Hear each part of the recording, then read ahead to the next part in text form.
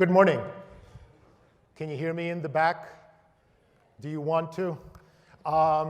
Thank you very much, Terry, for that kind introduction, and thanks to all of you for the opportunity to share with you a few ideas based on research we've been doing over the last decade and a half on how the rules of business success keep changing and how our organizations can take advantage of those changes rather than be victimized by them. I'm often challenged to summarize in a sentence, a phrase, or preferably a single word what all of this research is about. I always failed and lost my motivation to try when I heard the following apparently true story. When Mikhail Gorbachev was still running the Soviet Union, he was challenged by a young financial journalist to summarize the state of the Soviet economy with just one word. Gorby's English was okay, not great. He felt uncomfortable, and he said, if I could use one word to describe the Soviet economy, I'd say the Soviet economy is good. Somehow this wasn't the level of insight that the journalist was looking for, so she said, okay, Mr. First Secretary, why don't you use two words to describe the Soviet economy? And Gorbachev smiled, because now he could communicate exactly what he wanted to. If I could use two words, I would say the Soviet economy is not good. The prophetic Gorbachev could have been talking about the economic and business challenges that we are faced with dealing with over the next 3 years. And we will experience, as the economy has experienced dozens of times before, yet again a process of value migration where value moves from old business designs and old business models to new business designs that do a much, much better job of understanding how the customer is changing, not only in terms of preferences, but in terms of power, and building not just great products and processes, but great business models that enable them to add value and to be rewarded for it. We've seen this play out across dozens of industries, and depending on the industry, the value loss can be in the billions or the tens of billions of dollars as value shifts from old business models to new. This discipline of value migration is about answering three questions better than our competitors. Where will we as suppliers be allowed to create profitability in our industry in the future? What is it about how the customer is changing in preference and in power relative to us? And what next generation business design do we have to build to capture and protect that profitability? This process doesn't play out randomly, but in certain well-defined patterns, one of the most difficult of which is the evolution of an industry, a value chain, or part of a value chain to become a no-profit zone, an arena where suppliers, by and large, are not allowed to create profitability. Doesn't matter whether you cut the airline data on a 20-year cycle or a 10-year cycle, net profitability has been negative. When we first developed this example, it was often misused as the exception. Is it the exception? Or are there other no-profit zones that you see outside your own industry? Any takers? Other no-profit zones? I knew it was too early for this question. So let me ask you, are you familiar with newspapers? Are you familiar with the music industry? Are you familiar with consumer electronics? Margins once 15%, now 2%. Familiar with cars? I'll ask you a few things this morning to take back and talk about with your management teams. And that question of what are the no-profit zones out there outside our own industry is one of them. And then shift to what might be the no-profit zones that we should anticipate within our own industry. Far from being the exception, no-profit zones are incredibly prevalent, in fact growing, and they affect not just businesses in distress.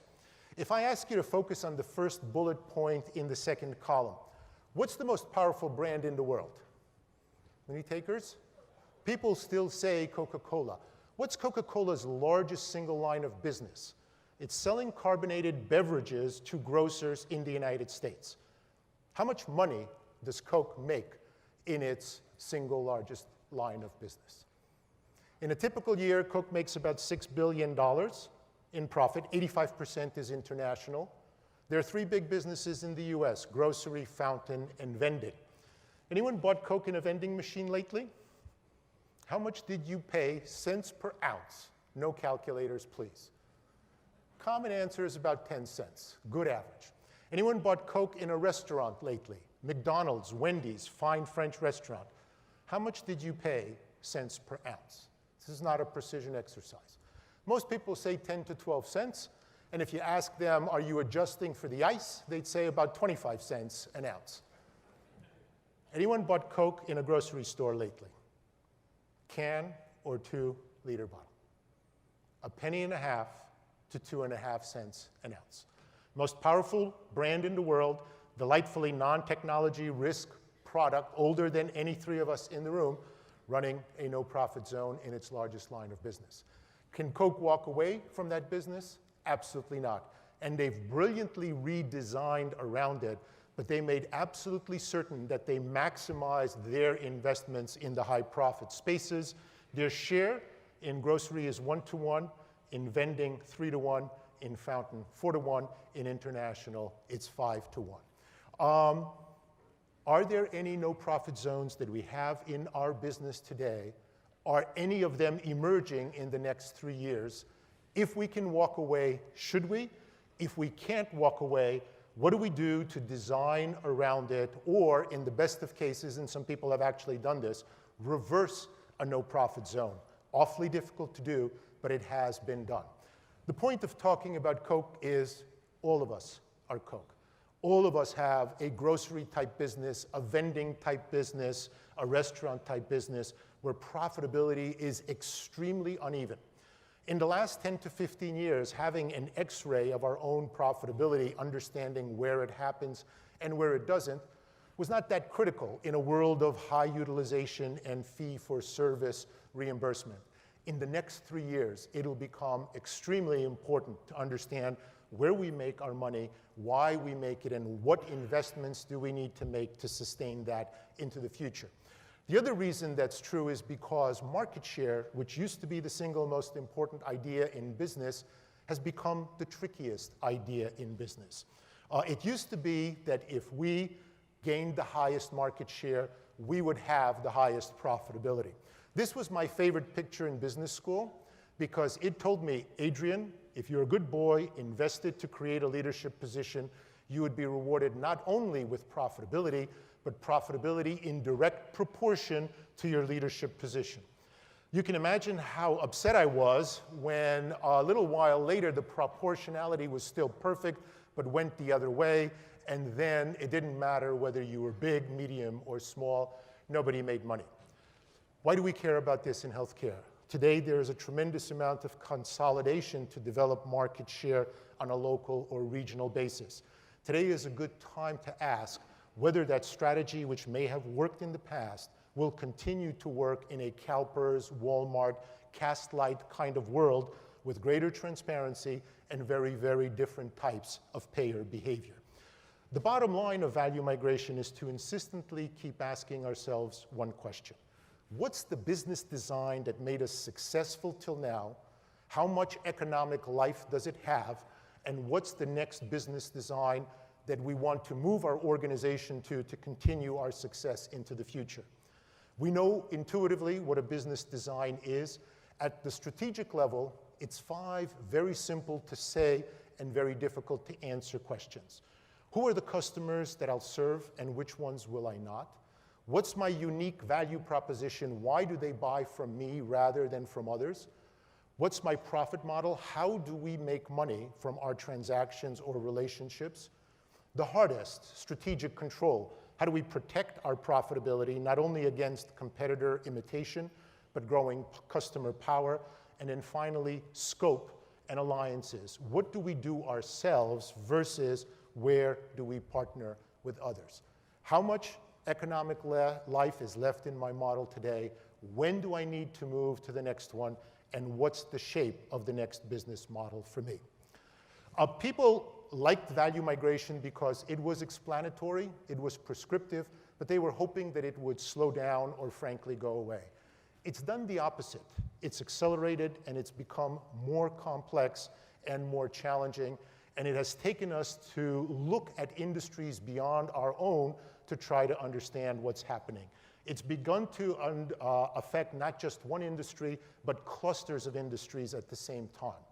There used to be a world with a technology value chain with hardware and software providers that we all know well, and a telco value chain with people like AT&T, Verizon, Motorola, and Nokia, a media value chain, Disney, Viacom, and the others, and a consumer electronics value chain, Sony, Panasonic, Toshiba.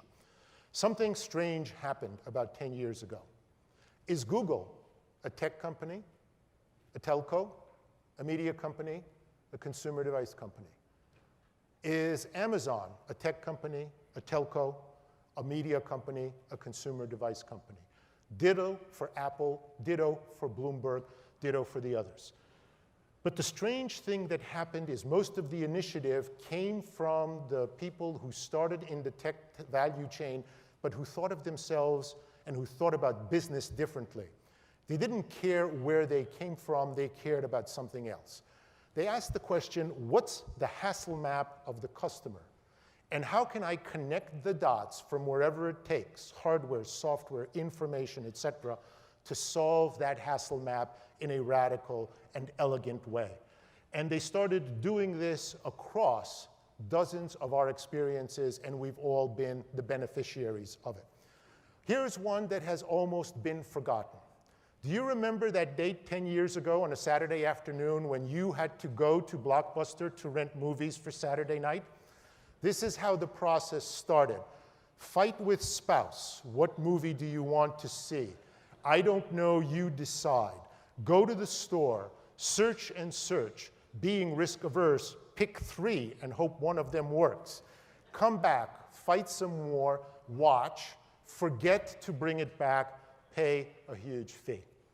Reed Hastings put himself literally in our shoes, saw the world through our eyes and our emotions, and many people in this room have experienced the difference between the Saturday night fights and find out in advance, get in the queue, get it in the mail, put it back in the mail, and we were happy, but Reed wasn't, because he considered that a hassle-full map as well and continued pushing till he got to the next stage. You've had this experience in video, you've had this experience in books and retail, you've had this experience with music and dozens of other categories. What's the hassle map of the customer, and how do we connect the dots to solve that map in a radical and elegant way? And one more thing. They weren't satisfied with just getting a functional solution. They asked themselves a very, very tough question. Is our offer to the customer very good, or is it magnetic? What's magnetic? Well, this is the most complex equation you'll see in the presentation, but it is very simple. Magnetic is the best functionality provided to the consumer in our industry times the strongest emotional connection. Best functionality times the strongest emotional connection. This works in B2C. It also works in B2B. Any of you who are familiar with traders, financial traders 10 or 12 years ago, knew what a hassle their life was. Different sources of data, different logins, different prices, data not comparable. Along comes Mike Bloomberg, reverses all of those things and literally creates a product, a service, an offer that every trader loves and cannot live without. Important thing to notice, however, both in the tech and in this example, in addition to the evolution towards hassle map fixing, there has been an evolution to a much more consumer-centric view of the world, even in B2B. Bloomberg sells into the B2B world, but is obsessed with the individuals there and treats them as consumers and wins as a result. Why do the traders love it? Not only because it has improved dramatically and because it saves them hours every day and errors every day, but they basically have all that they need at their fingertips. If I'm a physician or if I'm a nurse practitioner, do I have that today? Still hasn't come. There are several candidates who could do it, but what would our physicians, our practitioners, our clinicians say if they had this kind of informational and analytical power at their fingertips the way the financial traders do? A funny thing happens when value migration begins. It is not a zero-sum game. In fact, the value universe tends to expand.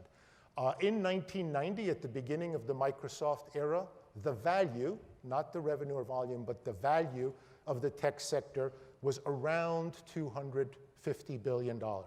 In 2005, it grew to 1.9. In 2014, it grew to 4. And if you add the neighboring value chains, you have a value space of nearly $7 trillion.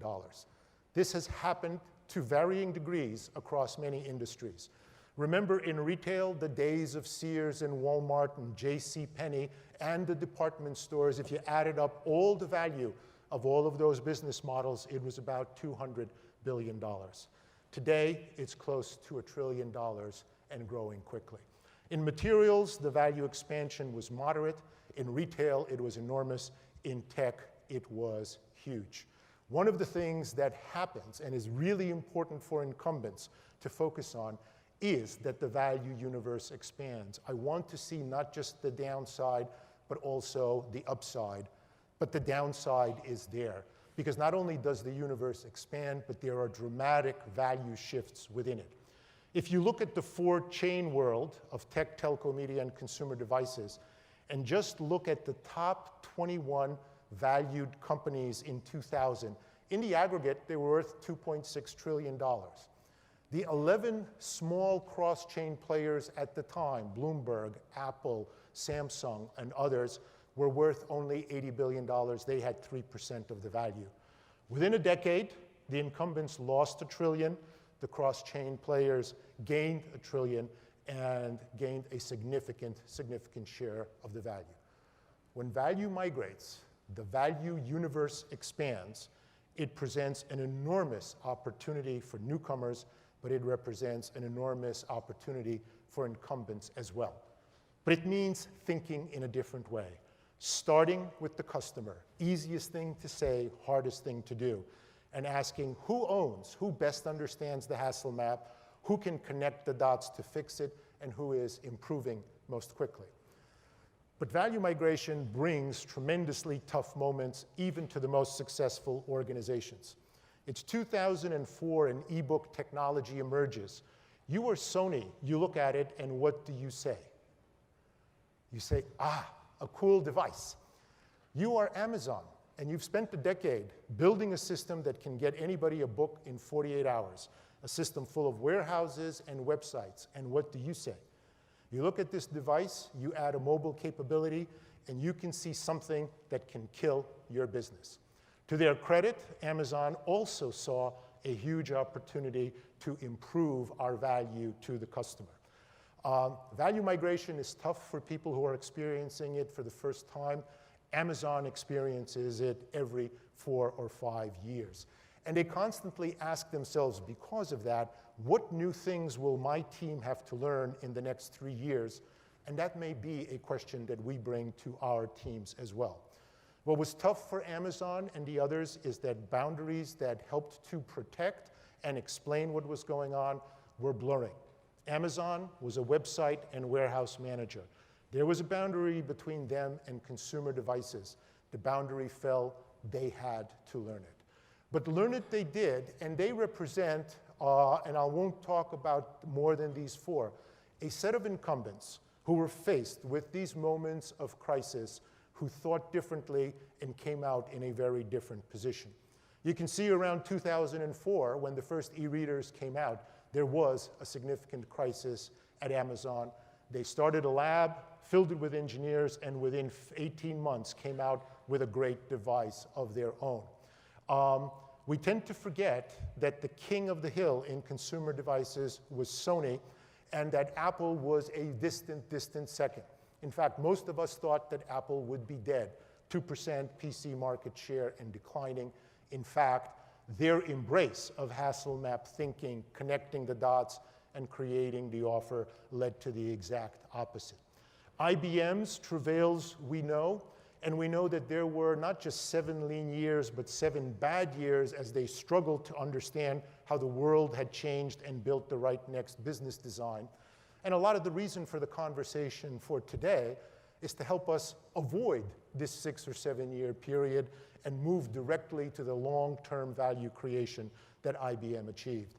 And finally, all of us know that Samsung was stuck in commodity hell up until 97, 98, until they too saw the changes that were happening in the marketplace, aggressively reacted, and have been creating enormous value ever since. When you look at this data, why did some incumbents win while others failed? First reason is they allowed themselves to look at the facts, to look at the data, to take off their traditional success model and to see what's going on. Secondly, they allowed themselves to see not just the downside that they were facing, but the upside. The value universe is expanding. Thirdly, they knew they had to play defense, but they made sure that their ratio was 30% defense and 70% offense to make sure their mind was into the future. And finally, they created a sense of urgency that the organization had never seen and didn't need in the past, but needed today. Now, urgency is a funny thing. I had a chance to talk about this to a group of media executives, and I said, you know, in comparison to media, the tech folks have kind of a digital watch, and you maybe have kind of a grandfather clock. And it was a risky thing to say, but then somebody at the back of the room violently disagreed and said, Adrian, no, that's not right. It's not a grandfather clock. It's actually much more like a sundial. And then somebody else said, no, that's not true at all. It's not sundial, it's Salvador Dali's persistence of memory. It's a thing you can't see, it's a thing you can't touch. But especially for incumbents with large organizations and large assets, changing the rate of metabolism of the organization and directing it to the right target makes all the difference in the world. The 4-chain world has had a fascinating first decade, but it's only the first half of the game. The second half of the game is beginning.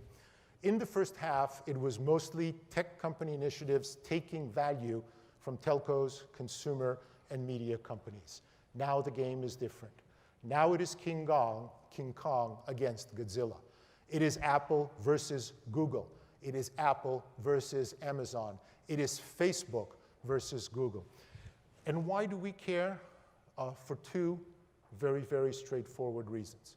The first is they continue coming up with new techniques and ideas and ways of thinking that can be helpful to us. But the second reason is having captured a lot of value from their direct neighbors, they want to go further. They want our value and they want our customers. The big difference, because technology has always been prominent in healthcare, but it has been prominent as companies that sell tools to healthcare players. Here we're beginning to enter a phase where the technology players actually want to build and protect and expand the direct relationship with the customer. When we think about healthcare over the next 3 to 5 years, a few things will happen. Competition will no longer be just within healthcare. Are there hassle maps in healthcare that are valuable to fix?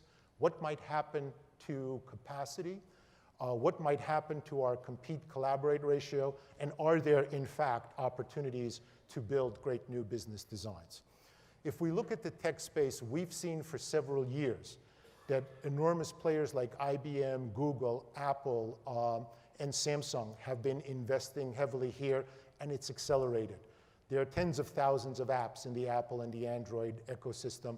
Watson was the leader in cognitive computing, still is, but Google recently hired Ray Kurzweil, famous, no kidding, inventor and futurologist, to head a team at Google whose purpose is to develop cognitive computing to compete with IBM's Watson.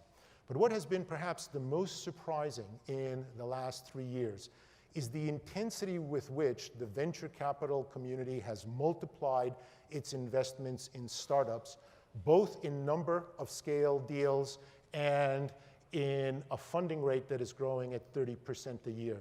And what's important about this is not just the scale and the momentum, but the critical mass per company. There are dozens who have received $25, $50 to $100 million in investment. The fact that all of these companies are in some way responding to consumers who can't get questions or services answered by the system today, and most importantly, by the fact that they are moving at silicon speed. On the other side of the healthcare map is retail, a set of very large companies in revenue, a set of very large companies in value. But it's worth asking, what is retail? And one answer that might be counterintuitive but important is it's $1 trillion looking for growth. In the past, the pharmacy chains solved the growth problem with cosmetics. The discounters did with grocery. That's used up, and now they are looking at us.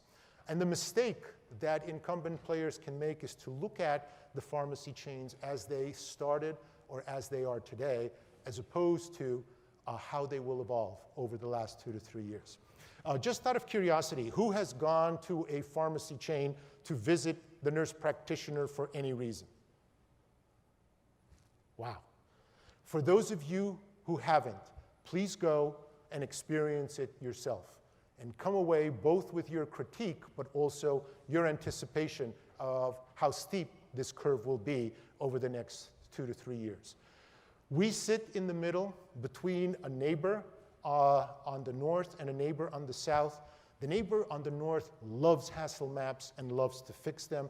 The neighbor on the south loves high costs and has made a career of reducing costs by 40 to 50% and getting great volume growth. I don't think healthcare will be a single value chain any longer. The question is, are there any hassle maps in healthcare? It's an interesting question. I sat down with a physician friend of mine for about 45 minutes or so and said, let's look at things from the point of view of the patient. Let's look at things from the point of view of the physician. Let's look at things from the point of view of the payer. And boy, there was no shortage. And he exclaimed, this is the worst hassle map in the world. And I said, you know, that's nice to say, but it's not really true. The worst hassle map in the world is our counterinsurgency hassle map in Afghanistan, which many of you saw on the front page of the Times 2 or 3 years ago. But if you speak to enough people, they do think of healthcare as hassle map heaven.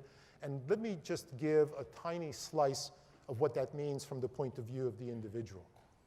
Ellen is 82 years old. She has congestive heart failure. One morning, she wakes up, she goes to her wireless scale, which her clinic provided to her, gets on the scale, sees that she gained 3.5 pounds, is a little troubled, goes to the kitchen to make her breakfast, and the phone rings.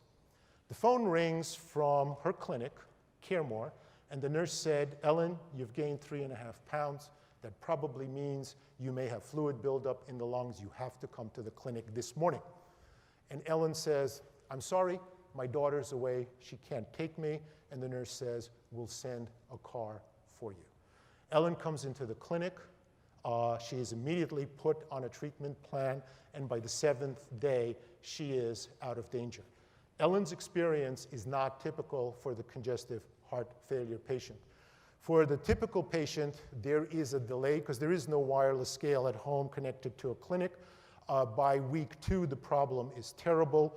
There's a call to 911, the emergency room, and the consequences can be pretty bad. Impaired quality of life, very expensive, and ongoing expense. In the case of Ellen, she was treated and addressed in the same day, and by day 7, the crisis had passed.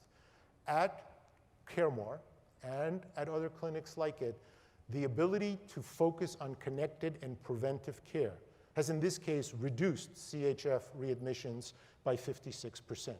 For Dan, who is 87 years old and very prone to fall, in the Caremore system, falls have been reduced for the frail elderly by 80%. For Joe, who is a diabetic and who banged his leg and was in the traditional system, someone who is at risk of amputation, amputations in the Caremore system reduced by 60%. Caremore is part of a fascinating class of organizations that are obsessed with connected preventive care. They include Caremore Healthcare Partners, IORA, Q-Lions in Seattle, South Central Foundation in Alaska, Camden Coalition in New Jersey, Leon in Florida, and others. But they are the exception not the rule, but that exception is growing, and it is growing quickly. Whether you look at PCMHs or whether you look at ACOs, we now have close to 80 to 100,000 physicians and clinicians learning how to make a living, not in a fee-for-service world, but in a share-gaining or fixed payment world.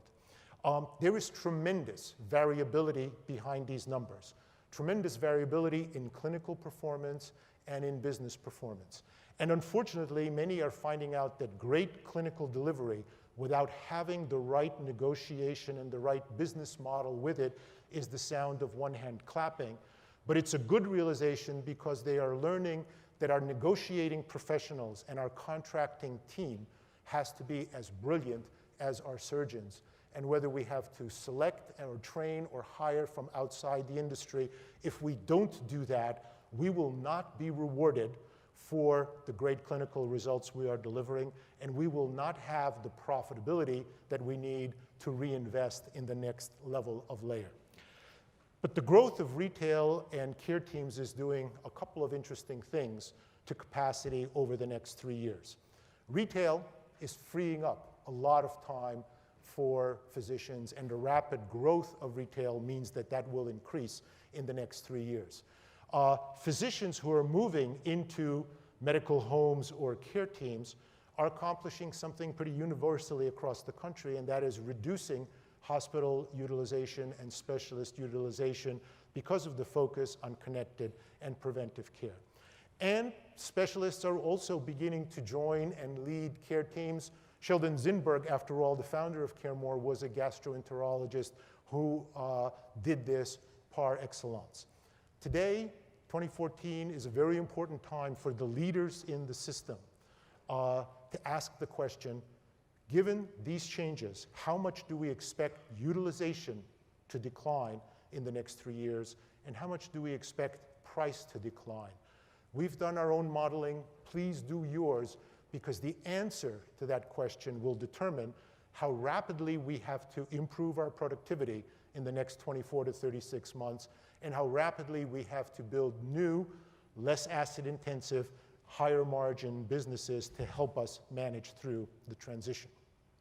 However we slice it, the competitive intensity within the health value chain and with the pressure from tech and retail will go up. When value migration happens, days of high growth and days of high margin flip to a period of margin decline, and always, always, always, industries at some point begin to collaborate where it's legal to counteract that economic pressure. But almost always, with very few exceptions, that collaboration starts 10 years too late. Today is the perfect time to ask the question for us, what is our compete-collaborate ratio? When growth is high and margins are great, a ratio of 100 to 0 makes perfect sense. But when crisis begins, being the first or being early to identify where should we be collaborating with our peers, with our competitors, becomes critical. And the best people who have done it start the process with a very straightforward question. Where do we allocate capital and attention and emotional energy to activities that give us no differentiation and add no new value for the customer? Your situation is different from that of other industries, because in other industries where it's done successfully, Airbus, for example, or Sematech, the collaboration is within the value chain. In health, it's a different picture, because there are opportunities to collaborate inside the value chain, but there are also tremendous opportunities to collaborate across it. The newcomers really do want to capture and create a lot of new value, but many of them don't know healthcare as well as you do. The opportunities to find the right partners and create new value with them have never been greater, without minimizing for a second how difficult that challenge is. But people have overcome that challenge. Anyone remember the iPod? When it came out, everybody said, what a great design. And then they sold a few 100,000 units. It was Steve Jobs on his knees for 18 months working with the music companies to enable the creation of the music store that then allowed the iPod to take off.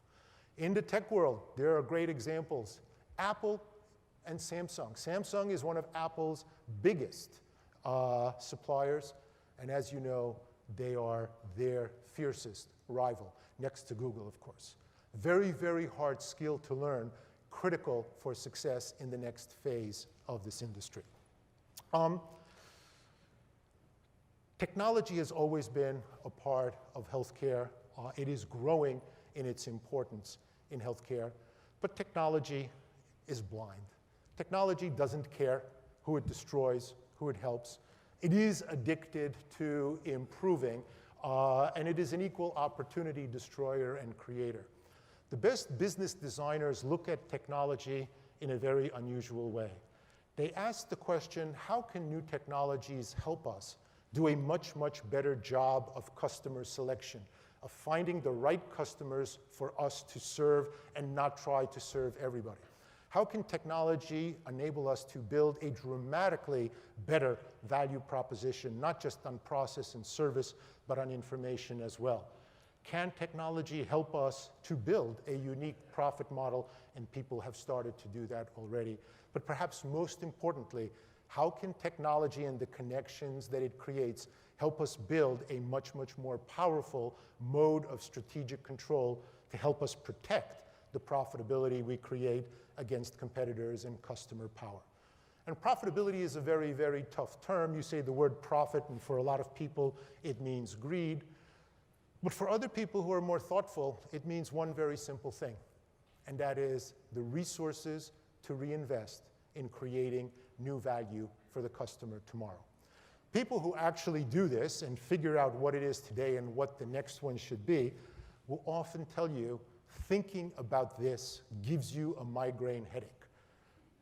But that's when you know that it's working.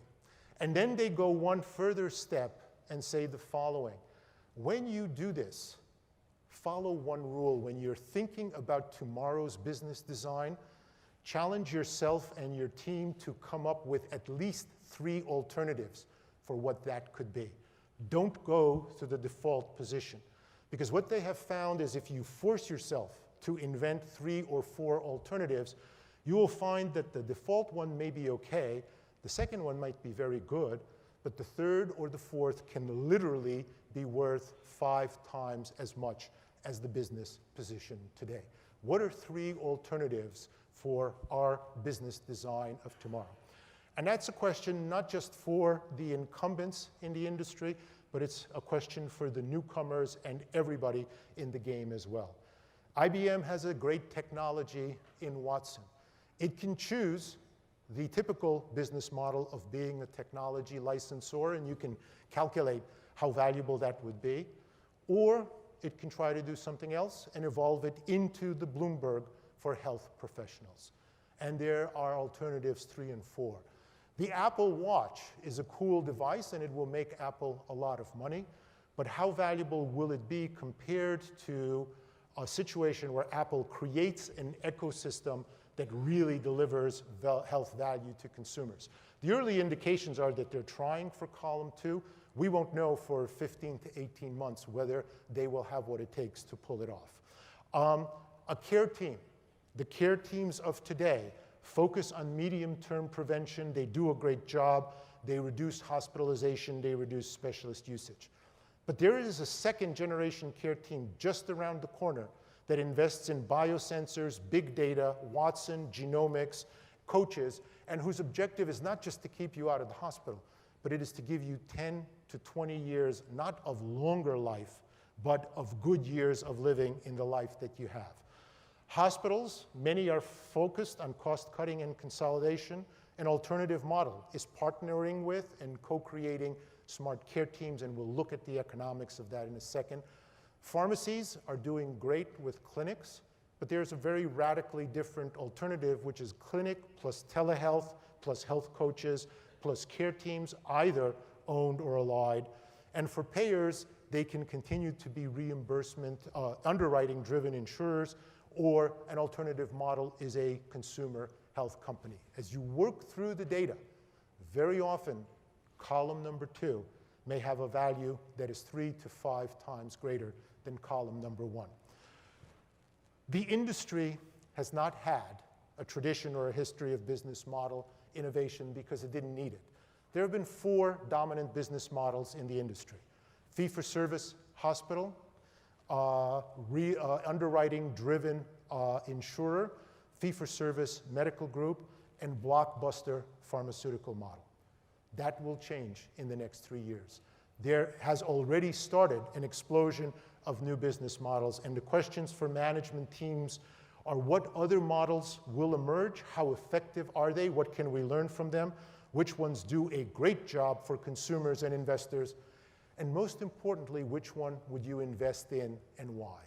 When you're developing the 3 or 4 alternatives for what your next business model should be, ask your team or ask your employees who would invest in business model 1 versus 2 versus 3 versus 4. Eye-opening answers in that process. One of the things that investors are phenomenally interested in is not just profit and growth, but asset intensity. And if you take just a summary view of some of the models in the system today, for hospitals, the asset intensity is relatively high, and when you think of that, think of compulsory capital expenditures into the future. For care teams, the asset intensity is lower. For tech companies, the asset intensity might literally be 10 cents or 5 cents on the dollar. Very different margins, very different kinds of growth rate. If one is running a hospital system today, think of a future 3 years from now when I'm still on the first line versus a situation in which I have a hybrid position where half of me is still hospital, but half of me is care team, where the average margins are higher and where the growth rate is higher. Investors look at this scrupulously when they decide who to invest in, because 2 things matter for reinvestment. What are our margins, and what kinds of valuations allow us to raise capital to invent the new value propositions of tomorrow? We started off by asking who wins when industries converge. I know that there are a lot of presentations who ask a question and then wind up not answering it. I'm going to give a try. Who will win will be incumbents who pivot in a fast, focused way and who play aggressive defense, 30%, and aggressive offense, 70%. That was what Amazon, IBM, Samsung, and the others did. Who will win are the people who are the best understanders and fixers of hassle maps. It will be not all newcomers. There are hundreds of them, and 80 to 90% of them will fail. There will be the newcomers with the best business models. There will be the people who have mastered the art of collaboration, and the most aggressive exporters. Tech is one of our most competitive export industries. Think about the potential when you unite health with tech and the ability to create value not only for customers in the United States, but around the world.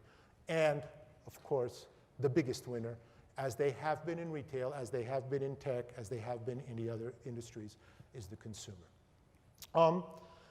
When these transitions occur, it's funny what the scarcest commodity in the system is.